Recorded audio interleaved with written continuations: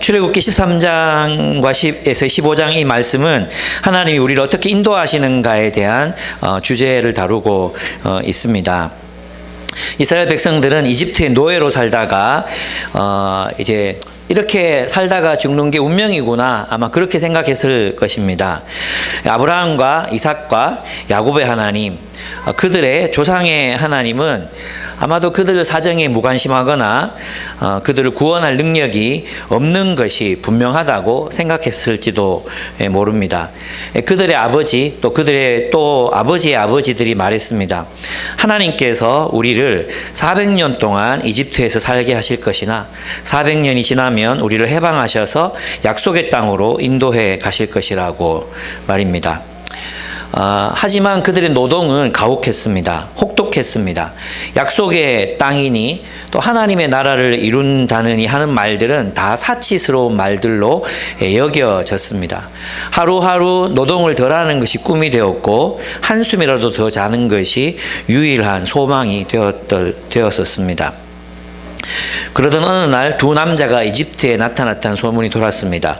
그들은 담대히 파라오를 만나 하나님의 백성들을 내보내라고 주장하기까지 했다는 것입니다. 그들은 여호와 하나님이 보낸 사람들이며 하나님께서 그들을 잊지 않으시고 조상들에게 하신 약속을 이제 지키실 것이라고. 그래서 그들은 이 고된 노동의 땅, 노역의 땅을 벗어나 해방을 받게 될 것이라고 말했습니다. 그들이 온 이후로 이집트 땅에는 놀라운 일들이 벌어지기 시작했습니다. 결국 이집트의 왕자들이 죽음으로 10가지 재앙이 끝나자 이집트 왕 파라오는 여호와 하나님께 굴복해 그들이 이집트를 나가는 것을 허락합니다.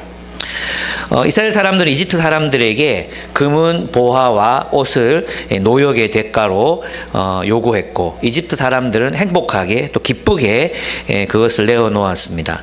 그들은 마치 승전한 군대처럼 기치를 펼치고 대열을 이루고 그래서 마치 승리한 군대처럼 출애굽을 이집트를 당당하게 빠져나왔습니다. 얼마나 기뻤겠습니까? 하나님은 살아 계셨다는 고백이 절로 터져 나왔을 것입니다. 그리고 그분이 한 약속을 지켰습니다.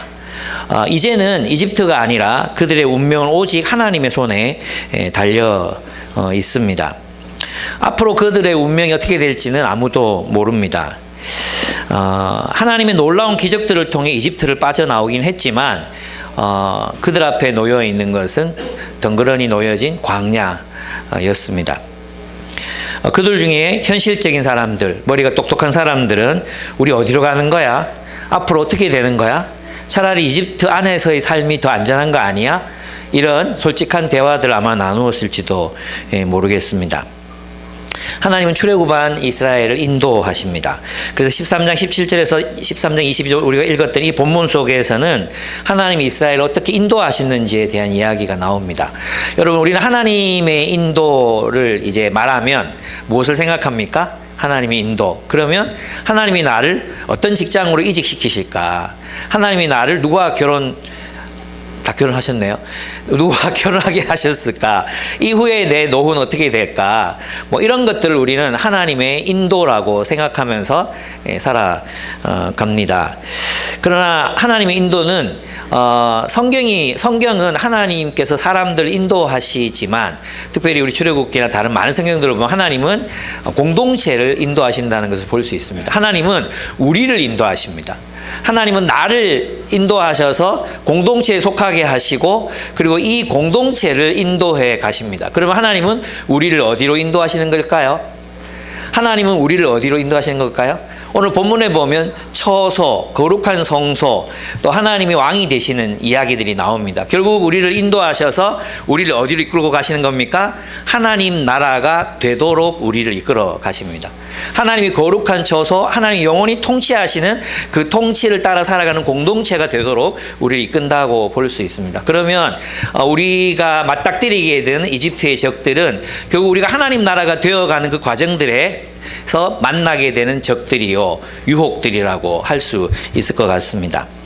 하나님이 이제 그들을 출애굽시키셔서 인도하십니다. 인도하시는데 곧바로 블레셋을 지나서 팔레스타인 땅을 지나서 바로 가면 가나안 땅이 나옵니다. 근데 하나님은 그들을 우회시킵니다. 돌아서 가게 하십니다. 직접 바로 똑바로 가게 하시지 않습니다. 하나님은 그들의 연약함을 아셨습니다. 블레셋 땅을 통과하다가 이제 싸우게 되면 그들은 다시 이집트로 돌아갈 위험이 있었기 때문에 하나님은 그들을 잘 아시고 그들의 연약함을 고려하셔서 돌아서 가게 하십니다. 아마 지리에 밝았던 당대의 어떤 사람들은 이 길은 약속하신 가나안 땅으로 가는 길이 아닌데, 또 어떤 사람들은 왜 이렇게 돌아가는데, 길잡이가 누구야? 모세 저거 진짜 맞아? 뭐 이런 어떤 여러 가지 의혹들을 내뱉었을 것입니다. 하나님은 지름길로 가다가 그들이 블레셋이 전쟁이라도 걸어오면 포기할까봐 염려하셨습니다. 그들은 왜 지름길로 가지 않는지 의아했지만 하나님은 그들을 위한 최선의 길이 어떤 길인지를 알고 계셨던 것입니다. 그렇습니다. 우리 인생도 그렇습니다. 돌아가는 것 같아 보일 때가 있습니다. 저기 가면 되는데, 가는 길도 보이는데 빙빙 돌아가는 것 같습니다. 어떨 때는 길을 잃어버린 것 같은 느낌이 들 때도 있습니다. 이 길 맞아? 이 길로 가면 하나님이 말씀하신 그 길이 나오는 거야? 거기에 도착할 수 있는 거야? 이런 의구심이 들 때도 있습니다. 그렇지만 그 돌아가는 길이 최선일 때가 있습니다. 어제 이제 바울산지 리더 모임을 하면서 성민 형제가 그런 얘기를 했습니다. 자기는 공부를 꽤 잘했다고, 인서울할 충분한 성적이 됐다고. 근데 어떻게 잘못돼가지고 대구대 특수교육과를 오게 됐는데 거기도 굉장히 높은 과죠. 예, 그런데 자신은 그랬대요. 전북 출신이거든요. 전라북도 출신인데 경상도에 와서 살 것을 한 번도 상상해 본 적이 없대요. 우리도 그렇잖아요. 우리도 전라도에 가서 살 것이라는 생각을 한 번도 한 적이 없잖아요. 근데 어떻게 이제 여기로 오게 됐습니다. 그리고는 만약 다른 곳으로 갔다면 만나지 못했을 IBF를 만나고, 그래서 하나님께 자신의 삶을 드리고 또 기쁨의 교회를 만나게 되고, 또 이 교회를 통해서 그리스도인으로 사는 게 무엇인지 고퀄의 삶을 살게 됐다고 고백했습니다. 그리고 이제 약혼 여인 해숙자매도 이곳에서 만났습니다. 돌아가는 것 같아 보였지만, 실제로 돌아가는 것 같아 보였지만 그 길이 자신의 최선의 길이었다고 하는 고백을 들으면서 저도 그랬던 것 같습니다. 제가 가고 싶었던 길이 있었고 빨리 가고 싶었고 지금도 여전히 빨리 가고 싶은 마음들이 제 마음속에는 있습니다. 그러나 하나님께서는 하나님이 뜻이 계셔서 우리를 최선의 길로 돌아가게 하십니다. 이제 여러분은 나이가 되면 그런 생각이 드실 겁니다. 내가 이렇게 돌아왔지만 하나님께서 선하게 인도하셨구나. 내가 이렇게 돌아왔지만 하나님께서 선하게 인도하셨구나. 바로 그분이 우리의 하나님이십니다. 그렇습니다. 출애굽할 때 이제 이스라엘 자손은 대열을 이루고 그다음에 50명씩 이제 단위로 이제 대형을 이루어 가지고 요셉의 유고를 가지고 나왔다고 본문이 비교적 길게 이렇게 쓰고 있습니다. 400년 전 요셉은 이스라엘 자손들에게 하나님이 틀림없이 너희를 찾아오실 터이니 그때는 너희는 여기에서 나의 유고를 가지고 나가거라라고 맹세를 시키고 명령을 했거든요. 근데 그들은 그 요셉의 요셉이 시킨 그 맹세와 유언을 기억하고 있었습니다. 그 400년 동안 그들의 후손은 이 유고를 이제 계속 지키고 있었다는 게 무슨 뜻이겠습니까? 그 약속을 믿고 신뢰하고 있었던 것을 말합니다. 그들은 하나님의 약속을 기억하고 있었습니다. 대부분 이스라엘 백성들은 이 노역에서 해방을 받고 참 고통스러운 삶에 짓눌려 있었지만, 그러나 그 가운데 어떤 신앙이 좋은 사람들은 하나님이 언젠가 우리를 출애굽시키셔서 약속의 땅으로 이끌어 가실 거라는 걸 믿고 있었다는 거죠. 그들은 그들의 자녀들에게 하나님의 약속을 대를 이어서 가르쳤습니다. 예, 우리도 우리의 자녀들에게 하나님 나라를 가르쳐야 합니다. 우리도 우리의 자녀들에게 하나님께서 이루시고자 하셨던 약속, 그 하나님 나라에 대한 약속을 가르쳐야 합니다. 우리의 자녀들이 하나님 나라의 약속을 배워야 하는 곳은 1차적으로 교회가 아니라 가정입니다. 가정에서 하나님 나라를 가르쳐야 합니다. 그래서 그들이 신앙이 전수되도록. 여러분 상상이 가십니까? 저희 집은 이제 할머니로부터 4대째거든요. 4대째인데 제 밑에 애들이 신앙이 그래도 있어서 다행인 것 같아요. 우리 신앙이 400년을 내려갈 수 있을까? 저 언제 끝이 이런 걱정들이 있을 때가 있거든요. 결국은 그 가정에서 아이들을 어떻게 양육하는가, 어떻게 하나님 나라의 관점으로 아이들과 대화하고 아이들의 의문을 풀어주고 아이들의 마음에 확신을 가지게 하고 또 헌신하게 할 것인가, 이것이 각 가정에서 일어나야 하는 일이라고 할 수 있습니다. 정말 저는 놀랍다고 생각합니다. 그래서 그들은 그 약속을 기억했고 그들과 함께 행군하는 요셉의 관, 그 앞장서서 나아가는 그 요셉의 관을 바라보며 그들은 신실하신 하나님을 기억하고 눈물 지으며 감격했습니다. 하나님은 그들이 밤낮으로 행군할 수 있도록 낮에는 구름 기둥, 밤에는 불 기둥으로 앞길을 비추어 주셨습니다.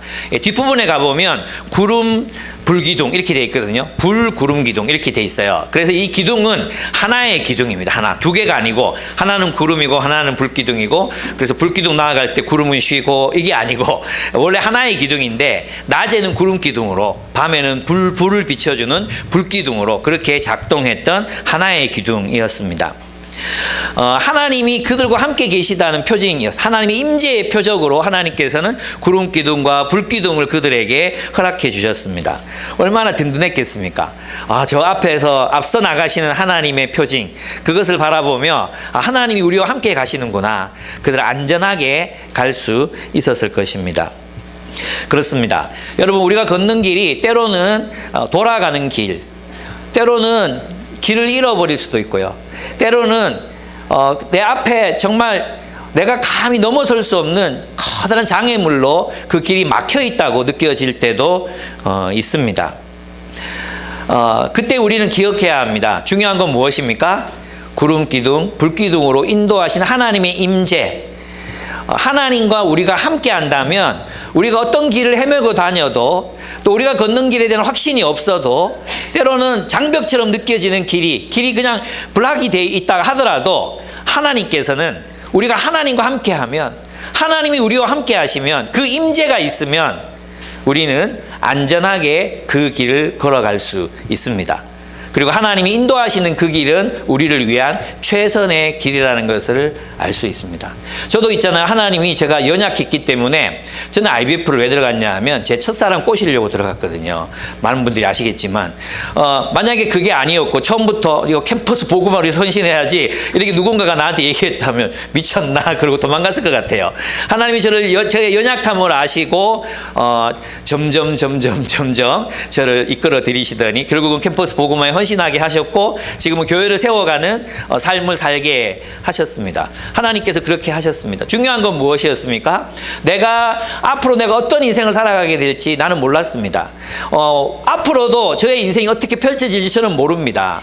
중요한 건 무엇입니까? 하나님이 앞서가시는 그 구름 기둥, 불 기둥, 하나님의 임재, 그것을 바라보고 나아가는 것, 그 삶만이 우리를 안전하게 우리를 인도할 수 있습니다. 그럼 구름 기둥과 불 기둥 우리 앞에는 없잖아요. 그죠? 이 불 아니거든요. 형광등 불도 아니거든요. 하나님의 구름 기둥과 불 기둥이 어디로 들어가 있습니까? 바로 이 하나님의 말씀 가운데 들어가 있습니다. 우리 하나님의 말씀, 우리 하나님께서는 우리와 함께 거하시기 위해서 또 다른 보혜사 성령을 우리에게 보내셨습니다.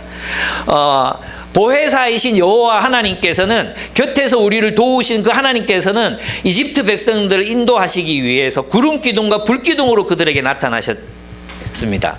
이제는 예수께서 오시고 나서 하나님께 또 다른 보혜사 성령을 우리에게 보내주셨습니다. 그리고 그 성령은 이 하나님의 말씀 가운데로 우리를 인도하시고 이 말씀 가운데에서 우리를 이끌어 가십니다. 여러분 보이십니까?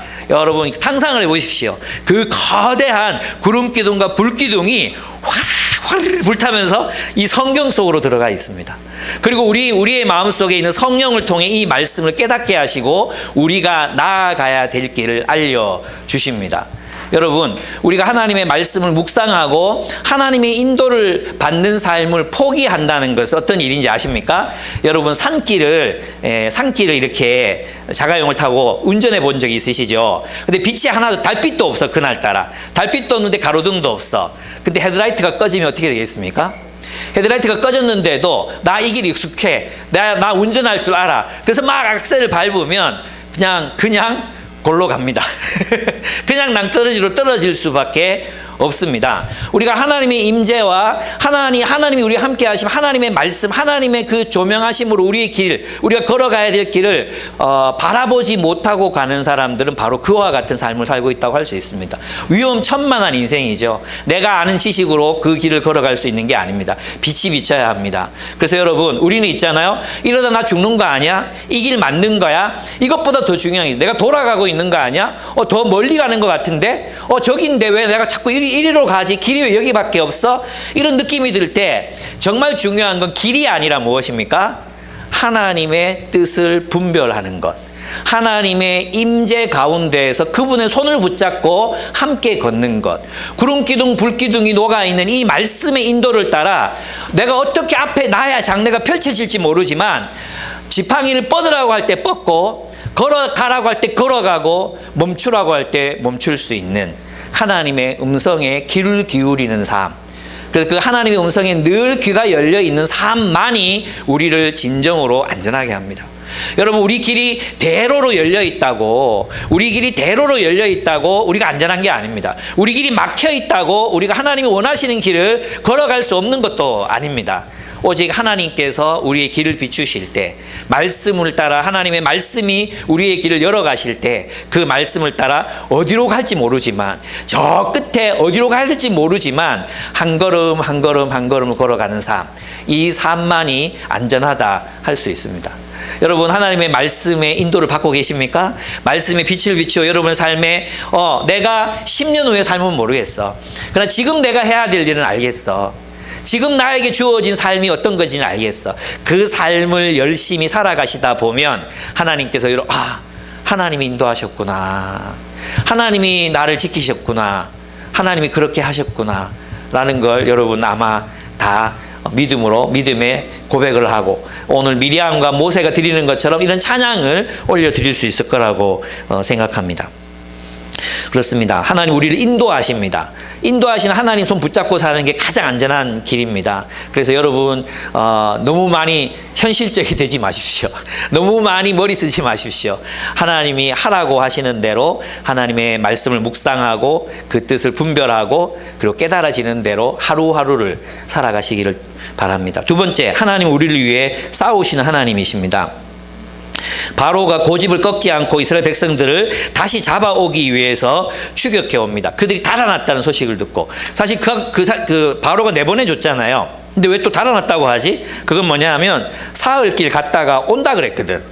사흘길 갔다 온다 그랬는데 애들이 그냥 막 가, 계속. 그냥 막 가니까, 이 새끼들 도망갔네? 이래가지고 이제 그들을 잡으러 이제 다시 가는 것입니다. 그러면서 뭐라고 말하느냐 하면, 그들은 우리를 섬기는 자들이다라고 얘기해요.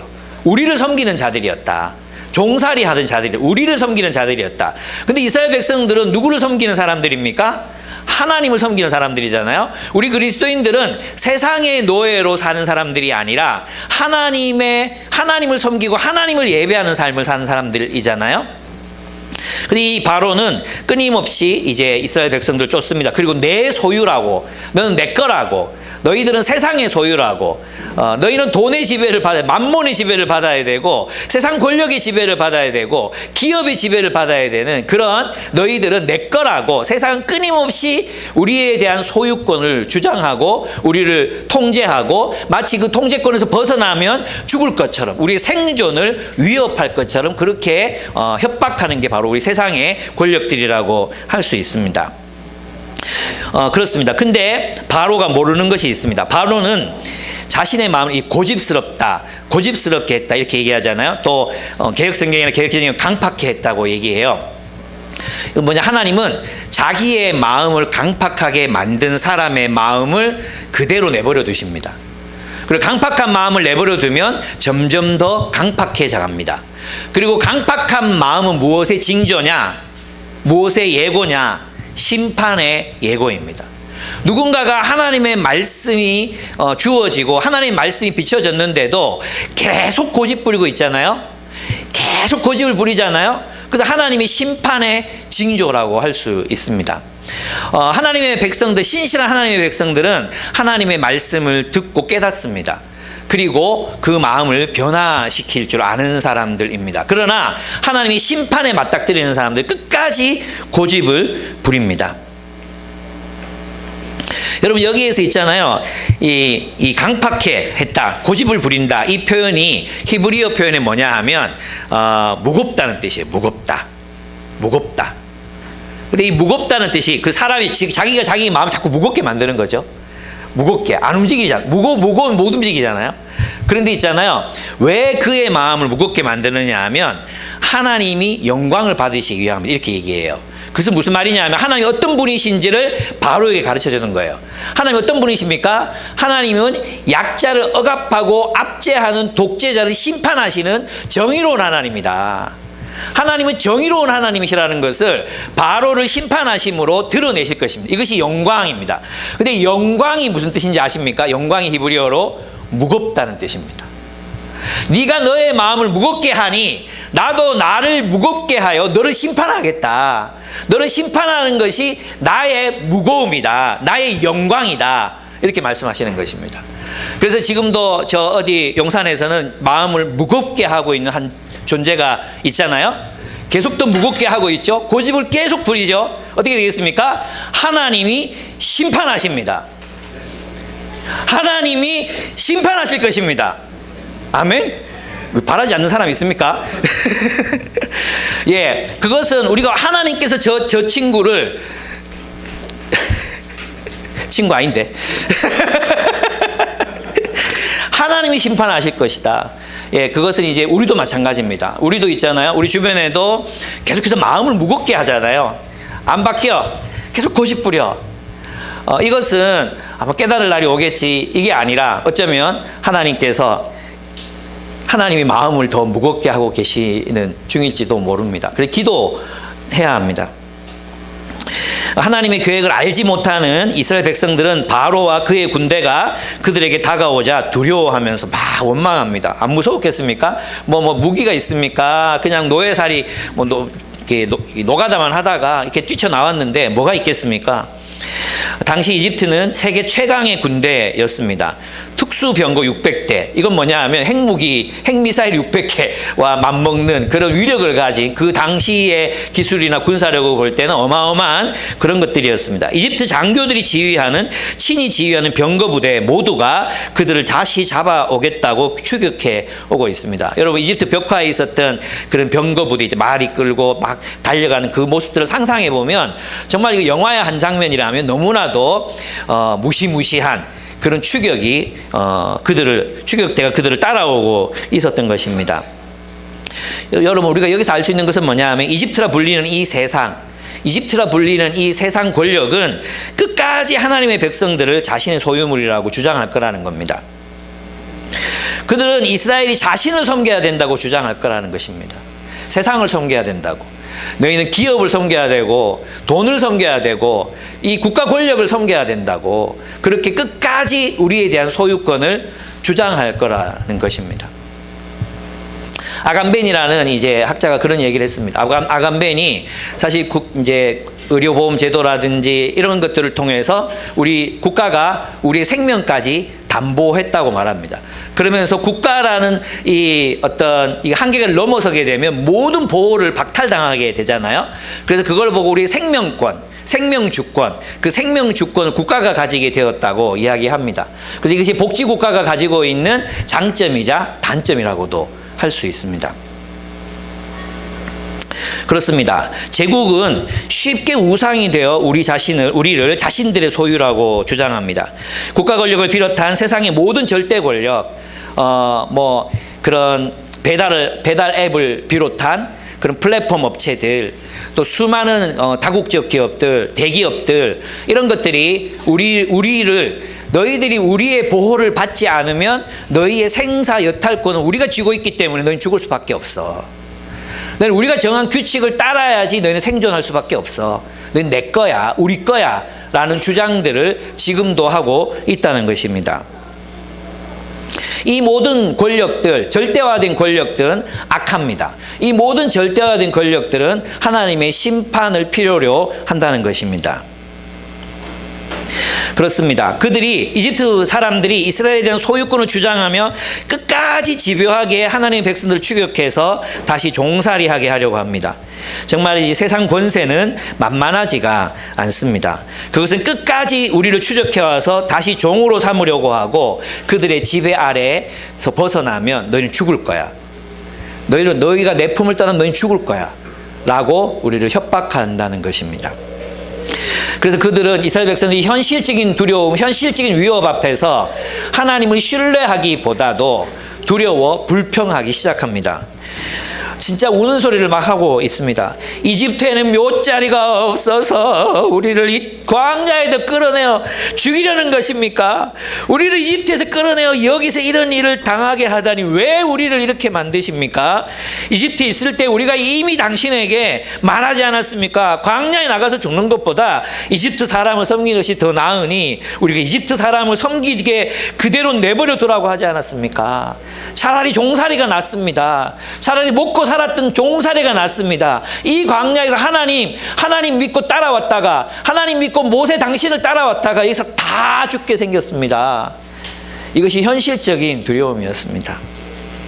하나님의 말씀을 믿고 순종한 결과가 막다른 길처럼 여겨질 때가 있습니다. 우리 아들들도 학교에서 왕따 당하는 애 보호해주고 지켜주다가 왕따를 당하기도 합니다. 때로는 일이 풀리지 않습니다. 하나님 더 잘 섬기겠다고 결정해서 한 일인데 그 일마저 풀리지 않습니다. 경제적으로는 더 어려워지기도 합니다. 막다른 골목을 경험하는 일들이 우리들도 주님을 따라 나왔는데 주님 따라 선택했는데 주님 때문에 선택한 길인데 이런 어려움들을 겪게 되기도 한다는 것입니다. 그때 모세가 그들에게 대답합니다. 두려워하지 마십시오. 당신들은 가만히 서서라는 말 아무것도 하지 말라는 뜻이 아니라 불평하지 말고 주님께서 당신들을 어떻게 구원하시는지 지켜보기만 하십시오. 당신들이 오늘 보는 이 이집트 사람을 다시는 볼 수 없을 것입니다. 주님께서 당신들을 구하여 주시려고 싸우실 것이니 당신들은 진정하십시오. 그러자 하나님의 천사가 구름기둥 불기둥을 이스라엘 지인 뒤로 옮겨갑니다. 그리고 이집트 사람과 이스라엘 사이를 가로막습니다. 하나님이 이집트군이 진격하지 못하도록 친히 막아선 것입니다. 그리고 놀라운 일이 벌어졌습니다. 이스라엘의 앞길은 환하게 빛이 비칩니다. 그래서 그들은 그 길을 걸어갈 수 있었지만 이집트 군들은 흑암 가운데 놓입니다. 여러분, 이집트에서 제일 존경받는 신 이름이 뭐라 그랬습니까? 태양신 라라 했죠. 그 태양신 라보다 더 높은 신이 누굽니까?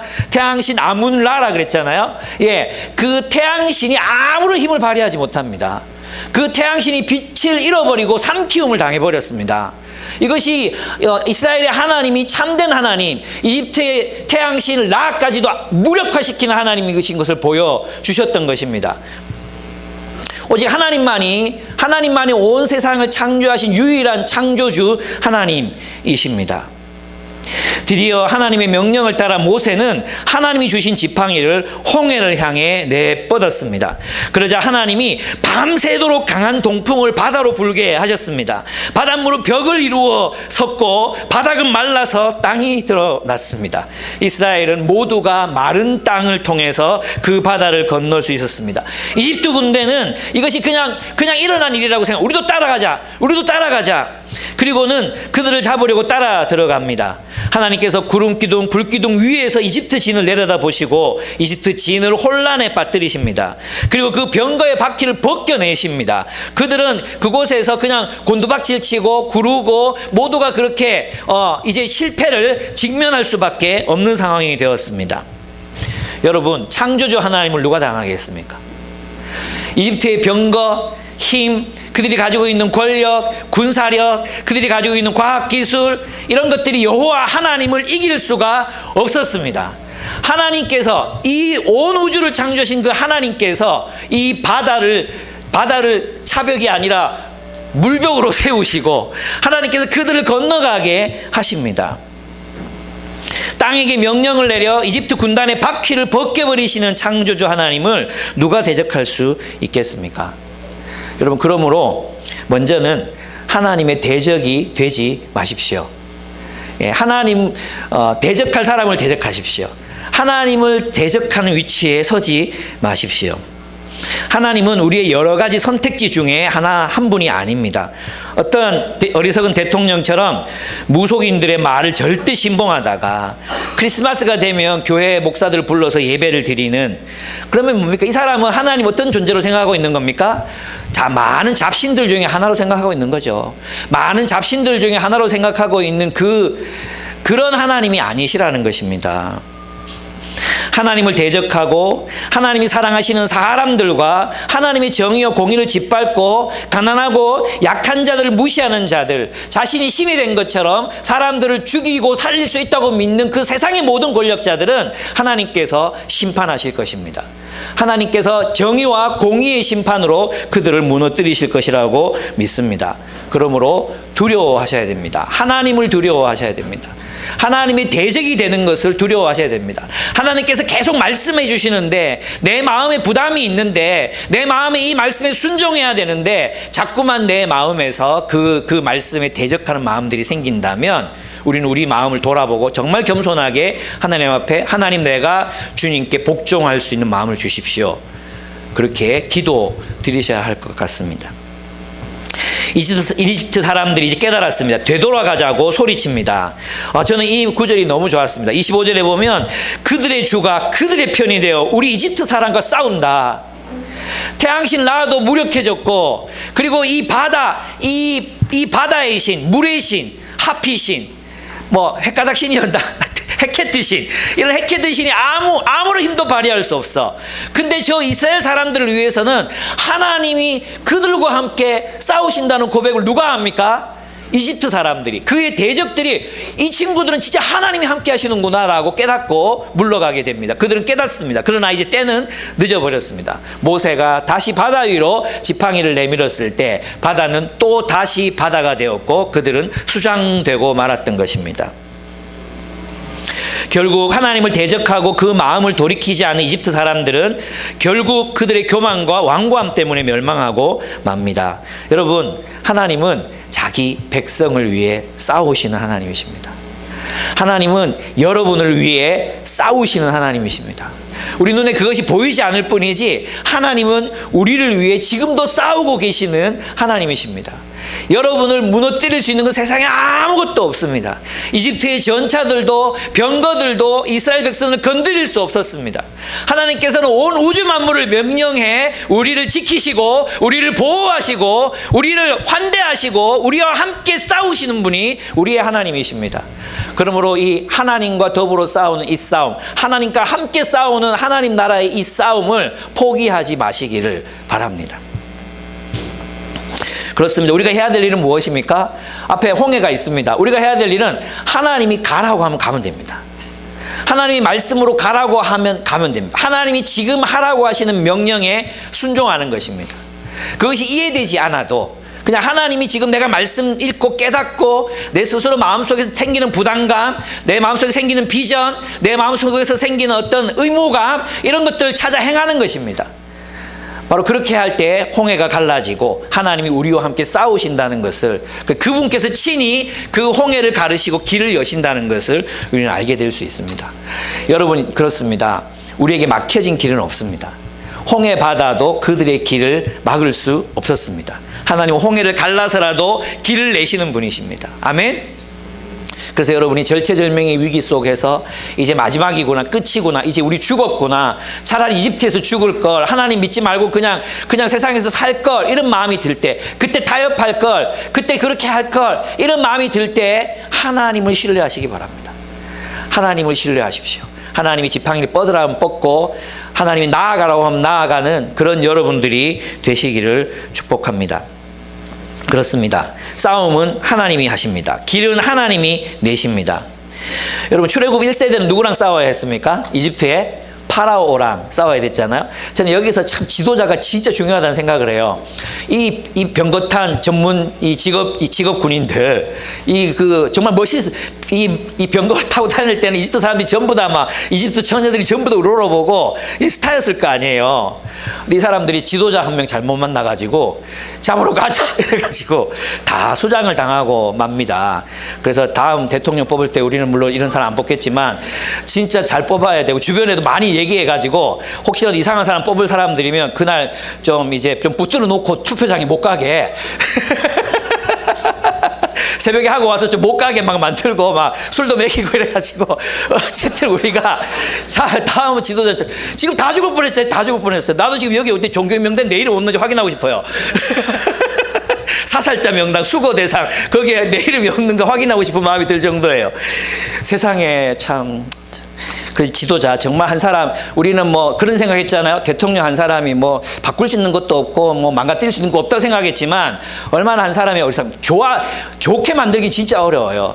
근데 있잖아 한 나라를 망가뜨리는 데는 진짜 한 사람의 힘이 얼마나 큰지 몰라요. 지금 이거 뭐 어떻게 할 수가 없잖아요. 뭘 진짜 뭐 진행이 안 되잖아요.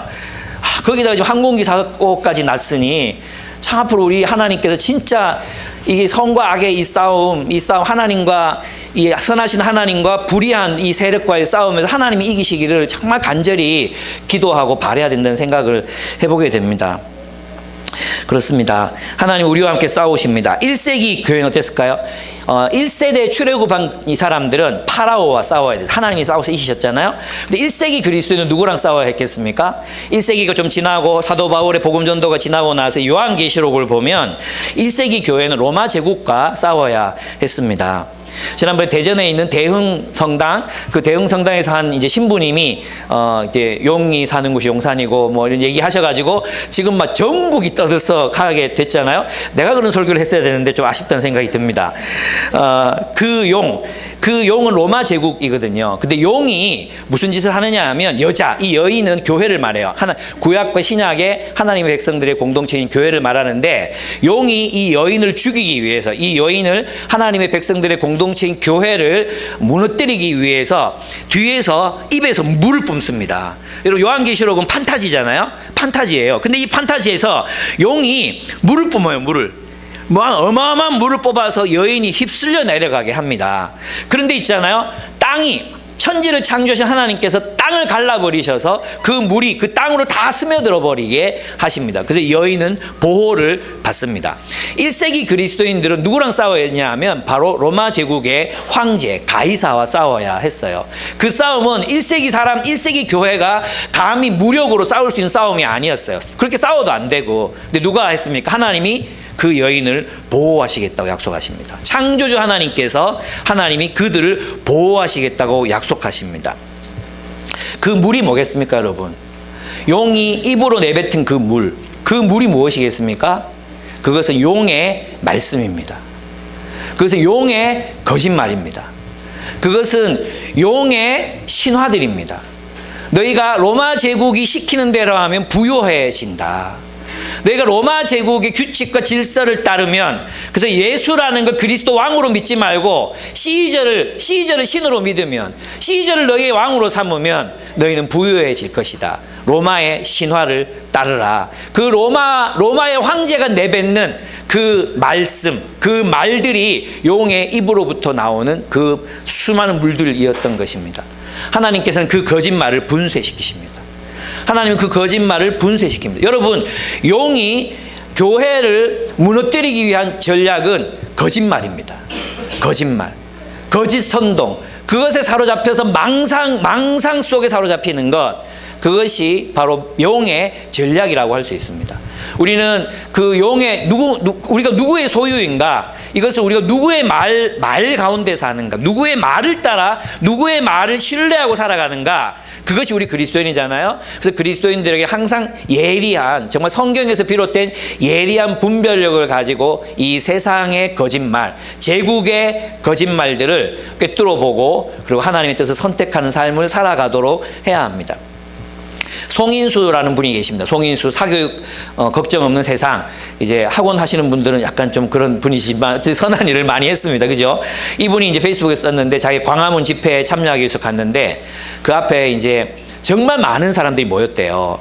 여기에 탄핵을 찬성하는 사람들, 뭐 많이 모였지만 탄핵을 반대하는 사람들, 비상계엄을 지지하는 사람들, 이런 사람들이 많이 모였어요. 근데 그 집회에서 사람들이, 우리는 이쪽에 가면 다 정치구호잖아요. 그죠? 정치구호인데 여기서는 다 찬송가 부르고 있더래요. 다 찬송가를 부르고 종교적인 용어들을 하는데, 근데 상대방에 대해서 쌍욕을, 그렇게 목사라는 사람이 입에 담을 수 없어 쌍욕을 그렇게 해대는데, 저도 페이스북에서 자주 경험하거든요. 저는 제 의견을 밝혔을 뿐, 나는 욕도 안 쓰고 지금 내가 여러분 앞에서 이렇게 얘기하지, 페이스북에서는 제가 윤석열 괴물 이런 식으로 안 쓰거든요. 근데 있잖아요, 들어오자마자 시읒 새끼 이래요. 나만 당한 게 아니야. 많은 사람들이 보면 들어오자마자 공산당 빨갱이 새끼 저리 가라 이런 식으로 있잖아요. 막 써놔요. 그 클릭해서 들어가 보잖아요. 다 교회 목사들이에요. 저는 그들이 용이 내뱉은 물들에 휩쓸려 가고 있는 사람들, 세상이 바로가 넌 내 거야 라고 했을 때 그 내 거야 라고 말하는 그 거짓말을 벗어버리지 못하면 우리는 이데올로기의 노예가 되고 이데올로기에 따라서 살아가는 사람들이 될 수밖에 없습니다. 우리가 정말 하나님의 말씀, 지금 우리의 싸움은 무엇인가? 진리의 싸움이다. 하나님의 말씀으로 저 거짓 선동과 망상에 사로잡혀 있는 사람들과의 싸움이다. 저는 그렇게 생각합니다. 이제는 더 이상 있잖아요. 극우 기독교와 진짜 복음적 기독교가 더 이상 같이 갈 수 없는 지점에 도달했다고 생각합니다. 그전에는 하나님께서 우리를 품으라고 사랑하라고 말씀하셨다면 이제는 다른 종교가 된 것 같아요. 다른 종교가 된 것 같아요. 안 그렇습니까? 저는 그런 부분에서 우리가 열심히 기도해야 합니다. 저들을 구원하도록. 하나님께서 다시 우리 한국의 제주 4.3 사건 같은 일들이 일어나지 않도록, 공산당도 아닌 사람들을 공산당으로 몰아서 간첩으로 잡아 죽이는 일들이 더 이상 일어나서는 안 됩니다. 이런 부분에서 기독교인들이 진리를 말하는 사람들이 되어야 되고, 우리가 저들과의 거리를 분명하게 두어야 합니다. 저것은 하나님이 원하시는 뜻들이 아닙니다. 하나님은 분명히 저 정권을 심판하실 것이라고 저는 믿습니다. 마지막입니다. 그렇습니다. 이제 15장 1절에서 18절은 그들이 구원을 얻고 난 뒤에 하나님을 찬양하고 예배하는 장면이 나타납니다. 바로 그날에 주님께서 이스라엘 이집트 사람의 손에서 구원하시고 이스라엘 사람들은 바닷가에 널브러진 이집트 군인들의 죽음을 보게 되었습니다. 그들은 주님을 두려워하게 되었고 하나님과 모세를 믿게 되었습니다. 모세와 그 백성들은 찬양하지 않을 수 없었습니다. 주님은 승리하시는 분이십니다. 말과 병거는 이집트가 자랑하는 군사력, 그리고 그들이 가진 과학의 최첨단이었지만 하나님은 이집트의 자랑이었던 말과 기병들을 바다에 쳐 넣으셨습니다. 하나님은 태양신 라가 아무것도 아님을 증명해 보이셨습니다. 하나님은 그 바다의 신, 물의 신 하피가 아무것도 아님을, 나일강의 신, 물들의 신이 아무것도 아님을 보여주셨습니다. 그리고 주님을 대적하는 자들을 심판하셨습니다. 6절에서 10절을 보면 주님 오른손이 권능으로 영광을 드러내셨습니다. 주님의 오른손이 원수를 쳐 부수셨습니다. 주님께서 큰 위험으로 주님을 대적하는 사람들을 내던지셨습니다.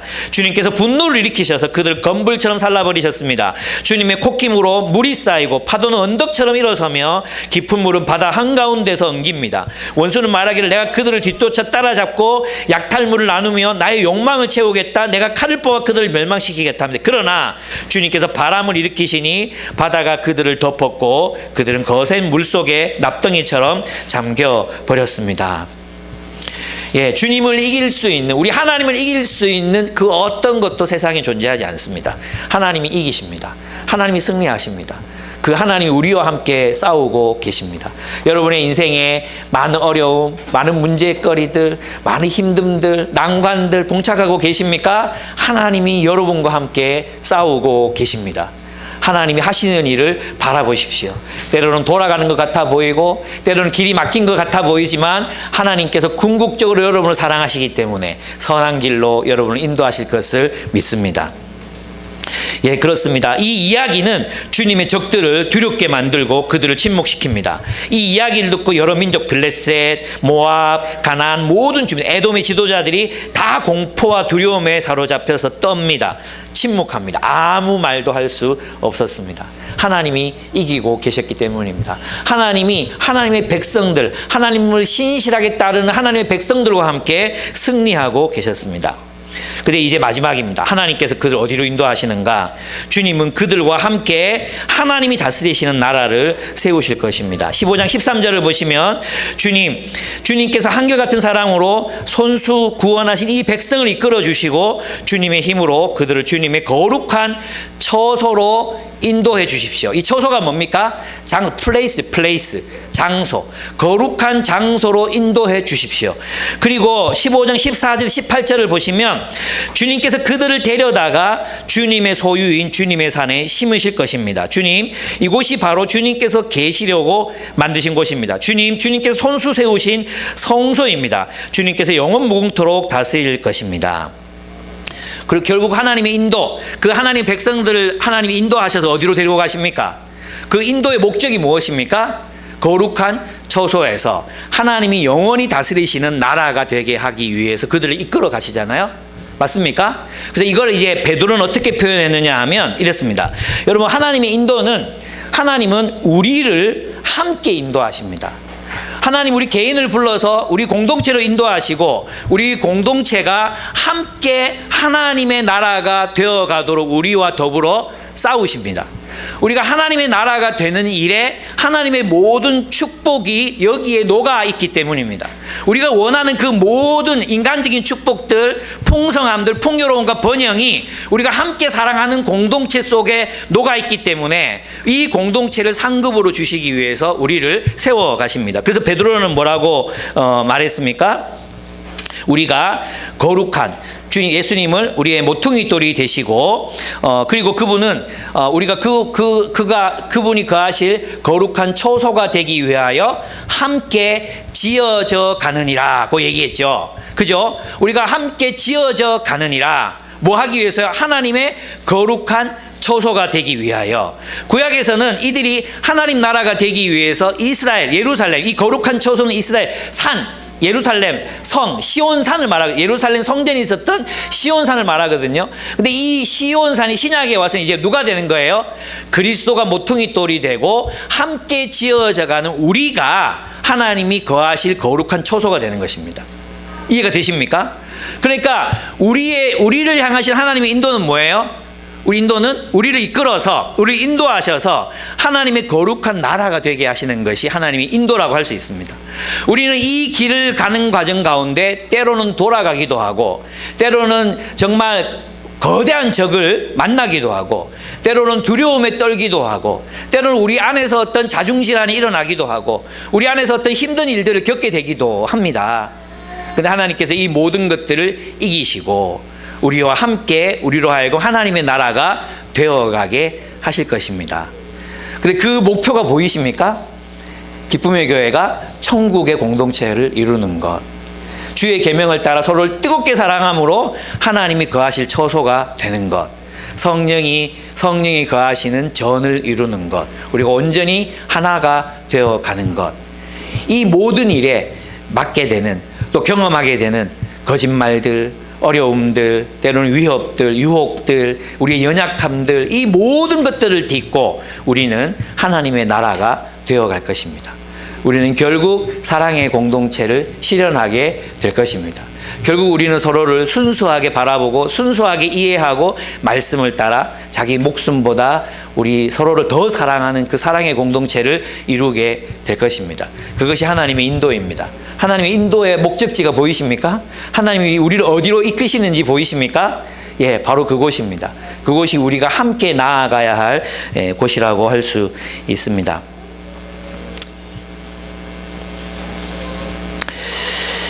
네.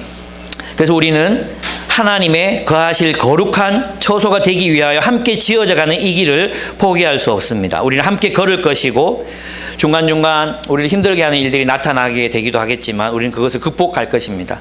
그리고 함께 거기에 도착하게 될 것입니다.